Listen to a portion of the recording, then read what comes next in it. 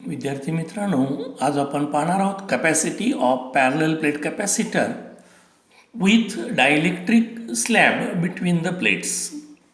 आता इथे जर बघितलात तर काय दिसतं, तर दोन प्लेट्स आहेत. या ज्या दोन प्लेट्स आहेत, ही एक प्लेट आणि ही दुसरी प्लेट. या दोन पॅरलल प्लेट्स, एकावरती चार्ज आपण +Q दिलेला आहे, दुसऱ्यावरती -Q इतका दिलेला आहे. ही जी पहिली प्लेट आहे ती इन्सुलेटेड आहे, तर दुसरी जी प्लेट आहे ती अर्थ केलेली प्लेट आहे. याच्यावरती पॉझिटिव्ह चार्ज दिला तर आपोआपच याच्यावरती काय होतो, निगेटिव्ह चार्ज इंट्रोड्यूस होतो. आणि मग या दोन प्लेट ज्या आहेत ह्या सेपरेटेड बाय डिस्टन्स d इतक्या आहेत. तर या दोन्हींच्यामध्ये असणारं जे इलेक्ट्रिक फील्ड आहे दॅट इज E0, जे आपण इथं दाखवतो E0 before introduction of that dielectric slab. म्हणजे ही डायलेक्ट्रिक स्लॅब इंट्रोड्यूस करण्यापूर्वीचं जे इलेक्ट्रिक फील्ड आहे दॅट इज E =σ/ε0. आता सिग्मा म्हणजेच काय, तर सरफेस चार्ज डेन्सिटी म्हणजे charge upon area that is Q/A. आणि मग टोटल जो येतो E=Q divided by A/ε0 that A × ε0. आता यांच्यामधलं जे potential difference between the plates आहे, या दोन प्लेट्समधलं potential difference that is V E0 × D, हे पूर्वी आपण रिलेशन बघितलेलं आहे. आता याच्यामध्ये आपण काय करणार आहोत, तर याच्यामध्ये आपण एक डायलेक्ट्रिक स्लॅब T इतक्या थिकनेस असलेली इंट्रोड्यूस करणार आहोत. आणि मग ही डायलेक्ट्रिक स्लॅब इंट्रोड्यूस केला तर या इलेक्ट्रिक फील्ड E0मुळं याच्यामध्ये पोलरायझेशन घडतं असं आपण म्हणतो.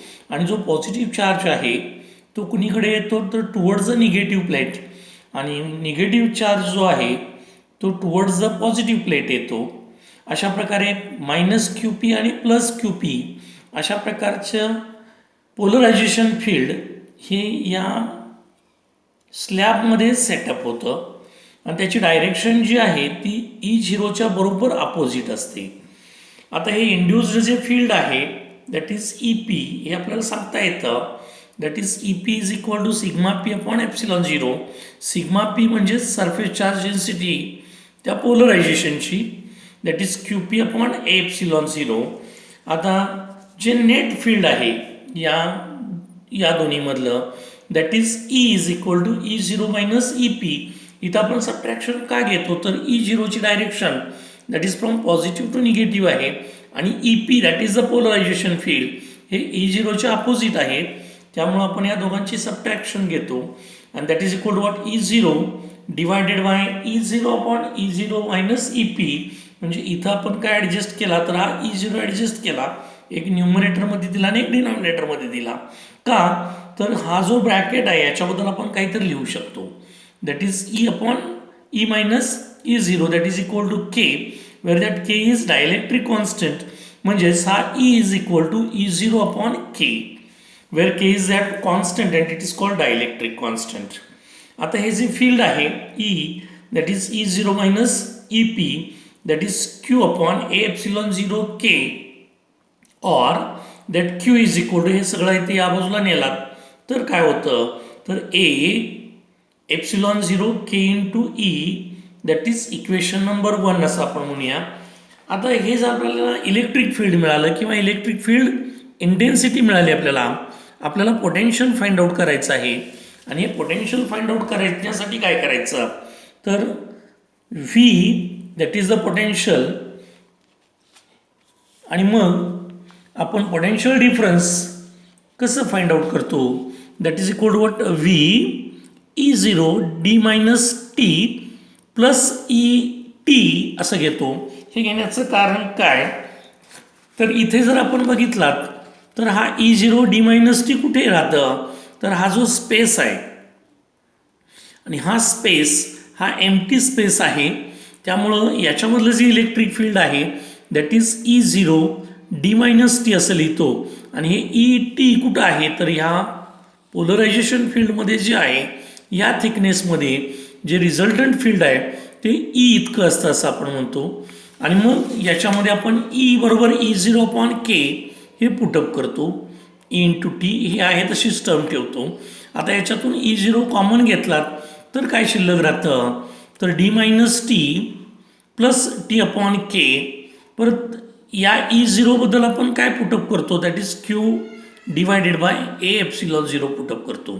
आणि मग D minus T plus T upon K म्हणजे आपल्याला काय मिळालं, हे व्ही मिळालं. आणि मग capacitance of the capacitor is C is equal to what, Q upon V असं लिहितो. आता क्यू आहे तसाच ठेवला आणि मग Q A epsilon 0 D minus T plus T upon K.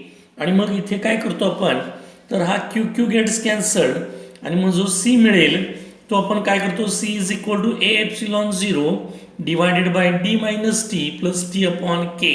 Call this equation number 2. आणि मग यालाच म्हणतो आपण this is the expression for what, a parallel plate capacitor with a dielectric slab between the plates. म्हणजे A epsilon 0 upon D without आहे आणि जर आपण टी इतक्या थिकनेसची जर काय घेतलीत आणि के इतकी डायलेक्ट्रिक कॉन्स्टंट असलेली स्लॅब, तर आपल्याला हा नवीन फॉर्म्युला मिळतो. आणि याचाच अर्थ काय, by the introduction of what the slab capacity increases. आता याच्यामध्ये आपण बघणार आहोत काही वेगळ्या वेगळ्या केसेस आहेत, that is what the different cases किंवा स्पेशल केसेस आपण बघणार आहोत. आता if the dielectric fills entire space, entire म्हणजे पूर्णपणे त्या दोन प्लेटच्या मधला जो भाग आहे त्याच्यामध्ये पूर्णपणे जर डायलेक्ट्रिक स्लॅब इंट्रोड्यूस केली, म्हणजे T is equal to D, that is the total thickness जेवढी आहे किंवा जेवढा स्पेस आहे त्या पूर्ण स्पेसमध्ये जर आपण डायलेक्ट्रिक स्लॅब इंट्रोड्यूस केला तर काय मिळतं आपल्याला, तर C is equal to A epsilon 0 K into D. आणि A epsilon 0 divided by D that is what C0, that is the capacity without dielectric. आणि के इंटू व्हॉट C0 होतो. आणि मग आपण म्हणतो की that what capacity of the parallel plate capacitor increases K times by that introduction of a dielectric slab. आता पुढचा ही case, if the capacitor is filled with an dielectric slabs, म्हणजे एकानंतर एक अशा अनेक स्लॅब्स वेगळ्या वेगळ्या थिकनेसच्या जर आपण सिरीजमध्ये त्या दोन प्लेटच्या मध्ये जर फिलअप केल्या तर काय होईल, तर C is equal to A epsilon 0 T1 upon K1 T2 upon K2 या सगळ्यांची addition plus TN upon KN हा फॉर्म्युला मिळतो. तिसरी केस आहे, if the arrangement consist of N capacitors in parallel with plate area that is A1 A2 A3, म्हणजे ह्या N number of plates असतील आणि मग त्यांचा एरिया A1 A2 A3 इतका वेगळा वेगळा असेल, सेपरेटेड बाय डिस्टन्स D असेल, तर आपल्याला काय फॉर्म्युला मिळतो, तर C is equal to epsilon 0 upon D A1 K1 plus A2 K2 plus that dash AN KN. आता सगळ्याच प्लेटचा एरिया सारखा असेल तर that is A upon N आपण लिहितो. आणि मग C is equal to A epsilon 0 DN ब्रॅकेटमध्ये K1 plus K2 plus dash dash dash KN असं आपण लिहितो. शेवटची केस आहे, if the capacitor filled with a conducting slab. आता कंडक्टिंग स्लॅबसाठी काय असतं, म्हणजेच डायलेक्ट्रिक मटेरियल हा कंडक्टर असेल तर त्याच्यासाठी K is equal to infinity आपण घेतो, लक्षात ठेवायचा.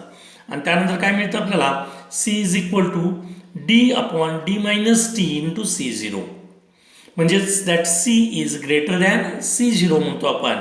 म्हणजेच the capacity increases by a factor D upon D minus T and that is what the expression forward the capacity of a parallel plate capacitor filled with what, a conducting slab, and this is about what the parallel plate capacitor filled with what, a dielectric slab. आता या topic मधलं अगदी शेवटचं article आहे, that is energy stored in A capacitor. Energy stored in A capacitor याच्यासाठी आपण काय करणार आहोत, तर सी इतकी कॅपॅसिटी असलेला एक पॅरलल प्लेट कॅपॅसिटर हा आपण बॅटरी DC सोर्सला कनेक्ट केलेला आहे.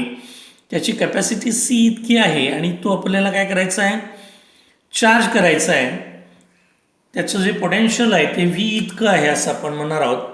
आता हा चार्ज करत असताना किती चार्ज करणार आहोत, तर fully charge, that is Q इतका चार्ज आपण याला देणार आहोत.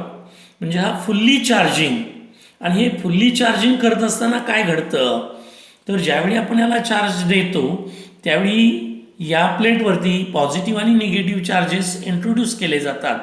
आणि मग पॉझिटिव्ह आणि निगेटिव्ह चार्जेस हे पॉझिटिव्ह आणि निगेटिव्ह प्लेटवरती जातात. परत जर याच्यामध्ये आपल्याला चार्ज जर फिलअप करायचा असेल तर जो आत गेलेला चार्ज आहे किंवा इनिशियल चार्ज जो आहे याच्यामध्ये तो नवीन येणाऱ्या चार्जला काय करतो, अपोज करतो. आणि म्हणून आपल्याला याच्यामध्ये चार्ज जर ॲड करायचं असेल तर काहीतरी वर्क करावं लागतं. आणि ते जे वर्क आहे it should be stored between the two plates in the form of potential energy and that is the energy stored. आता याच्यासाठी आपण असं म्हणणार आहोत की या चार्जिंग प्रोसेसमध्ये समजा क्यू डॅश इतका चार्ज आहे मध्येच कुठेतरी आणि मग त्यावेळी असणारं पोटेन्शियल व्ही इतकं असेल तर कॅपॅसिटी आपण फाइंड आउट करणार आहोत, that C is equal to Q dash upon V.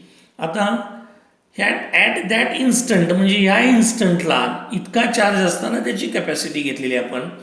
आता याच्यामध्ये आपल्याला small amount of work is done if A charge that D Q is further transferred between the plates. आता ह्याच्यामध्ये क्यू इतका charge असेल आणि मग आपल्याला डी क्यू इतका त्यात ॲड करायचं असेल तर त्याच्यासाठी जे वर्क डन लागतं ते आपण इथं बघणार आहोत, that is D W is equal to V D Q. आता व्ही डी क्यू आपण इथे बघणार आहोत, that is Q dash upon V into D Q. मला वाटतं इथं थोडंसं आपलं काहीतरी चुकलेलं आहे, that is Q dash upon C into D Q घ्यायला पाहिजे, क्यू डॅश. कारण का तर V is equal to Q dash upon C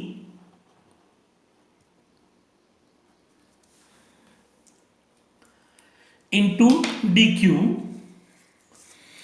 आणि मग आपण टोटल वर्क डन काढतो की कुठून कुठंपर्यंत, तर 0 to Q इतका चार्ज करण्यासाठी. आणि 0 to Q इतका चार्ज करण्यासाठी जे टोटल वर्क डन आहे आपण इंटिग्रेशन करून घेतो, that is integration 0 to Q Q dash C into D Q. आता हा सी जो आहे that is the capacitor, it is a constant value. तो आपण काय करतो, बाहेर घेतो 1/c, कारण कॉन्स्टंटचं इंटिग्रेशन आपण घेत नाही. आणि मग integration 0 to Q Q dash D Q. आता इथे 1/c. आता इंटिग्रेशन एक्स डी एक्स प्रमाणेच आपण हे करणार आहोत. जसं integration x D x that is x square by 2 तसं इथे आपण हा क्यू डॅश स्क्वेअर बाय 2 आणि मग त्याची लिमिट घेतो आपण 0 to Q. Q is the upper limit, 0 is the lower limit. कारण तो जो चार्ज आहे तो 0 to Q इतका आपण त्याला चार्ज देणार आहोत. आता इथे जर घेतला तर आपण ही व्हॅल्यू पुटअप करतो. पहिली म्हणजेच upper limit minus lower limit. Minus काय आहे, 0 आहे, त्यामुळे तो आपण इथून काढून टाकतो. That is equal to what 1/2 Q square upon C, that is what work done. आता हे जे वर्क डन आहे हे काय केलं जातं, it is stored as electric potential energy you, याला आपण म्हणतो ऑफ दी कॅपॅसिटर. म्हणजे इतकं जे वर्क डन घडतं that should be stored between the to plates in the form of what A potential energy.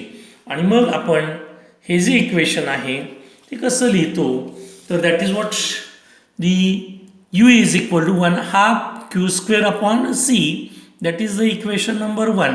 आता याचे वेगळे वेगळे फॉर्म आहेत, ते कुठले आहेत, तर आपण क्यू बरोबर सी व्ही पुटअप केलात तर इथे आपण हा सी व्ही पुटअप करायचं ठरवलात क्यू इज इक्वल टू, तर काय होतं सी स्क्वेअर व्ही स्क्वेअर होतो. आणि मग इथे जर घेतला तर एक सी आणि सी स्क्वेअर व्ही स्क्वेअर हा निघून जाईल. म्हणजे एक सी गेल्यामुळे इथं एक सी शिल्लक राहतो आणि हा व्ही स्क्वेअर आहे तसाच राहतो. म्हणजेच याचा दुसरा जो फॉर्म आहे तो U is equal to 1/2 C V square, that is the equation number 2.